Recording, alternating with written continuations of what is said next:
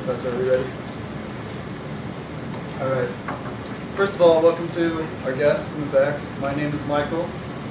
This is Blake here, and we represent Team Red.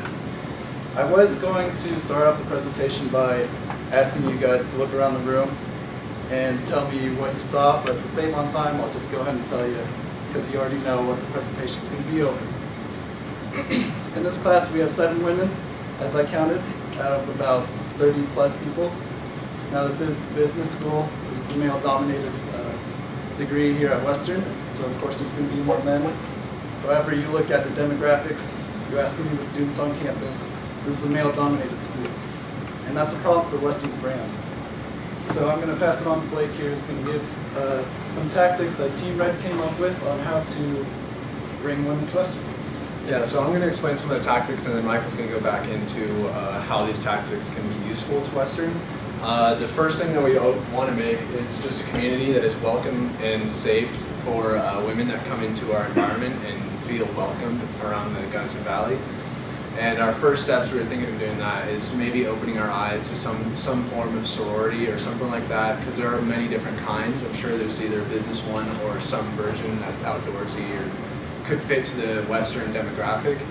And we were also thinking women like tour groups. So whenever women come, like schedule a tour that they want to do on campus, we'd have a tour guide that would be a woman from campus, leading them and showing them all the different things that women can do around campus, or what successful women have come out of campus and stuff like that. And then the whole group that is on the tour group will be all women within that group. Also, we were thinking some sort of like WP you could do at the beginning, how there's the WP trips. Whenever you're out, like after they've already accepted coming into Western, we can have different WP trips that are solely women, so they can all feel empowered to be doing the same things outdoors together. And so that would be the community is built from these different groups that are bringing it together.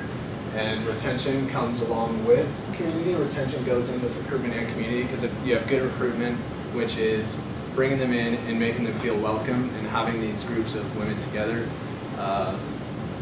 it'll make them feel more welcome and not want to leave. They'll have more friends around the valley, and especially with the sororities. It makes women just feel like a big group, a bunch of friends. So the last group kind of touched on a little bit. The reason why this works, why we want to build community, why we want to work on recruitment, is because humans have a tendency to relate with people like themselves. So when we have a women-led WP, when we have a women's tour around campus, they're spending time with other women. They see Western as a place for women. And when you relate to somebody, when you relate women with Western, if you're a woman yourself, you tend to get along better with other women. It's more natural. And so when you start liking the women in the group, you start liking Western alongside with that. And I would like to open up to any questions that you have.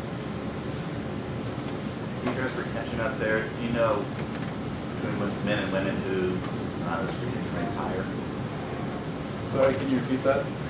Who has a higher retention rate between women and men at Western? I believe it would be men. As you go up higher in the grades or the years here, you start to see more men, less women. Yes? Did you use some sort of data to support that sororities would be attracted to female? Not necessarily, but I mean every campus that has Greek life, in that sense, there's usually a higher female percentage on most of those campuses. But there's many different varieties of sororities, are not all the same. There's plenty of different versions that are either business oriented or outdoor oriented and stuff like that. They all have different goals. So I'm sure that there could be one out there that will fit Western's demographic.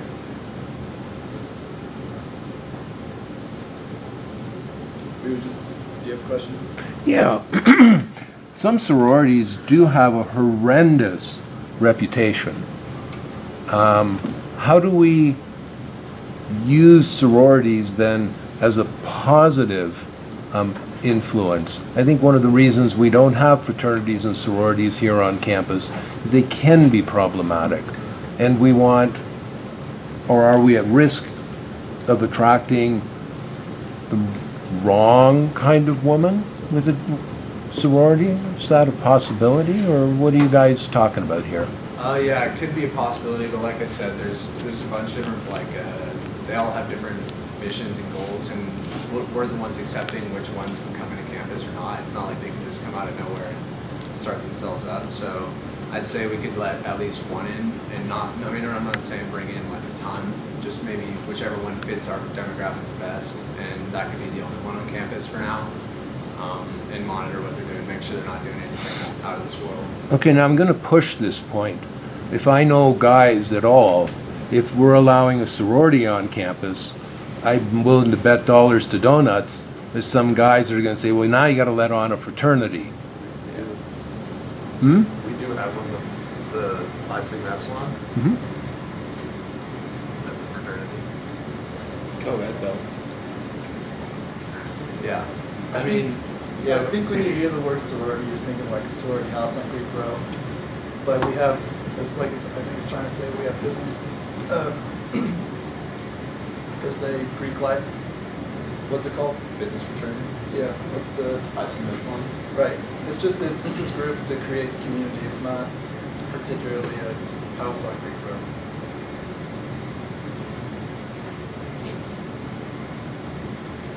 Actually, weirdly enough, of our 41 student ambassadors that we toured, 38 of them are females.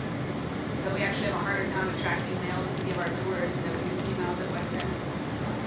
Just a fun fact. Yeah, I mean, I wasn't saying like, we were saying like having the ambassadors just be tour guides of groups of girls, not the ambassadors themselves being girls, like them leading groups of girls solely. Quick question about your research. Did you reach out to like Veronica's office and things to see what the challenges are and how to overcome them? No, we didn't. We're reporting something that we've been reading throughout the whole semester here. Just basic ideas of how to communicate better with people in a business setting, or in this case, in the school setting. We didn't particularly do any research. Well, again, for the sake of time, let's move forward. Well done.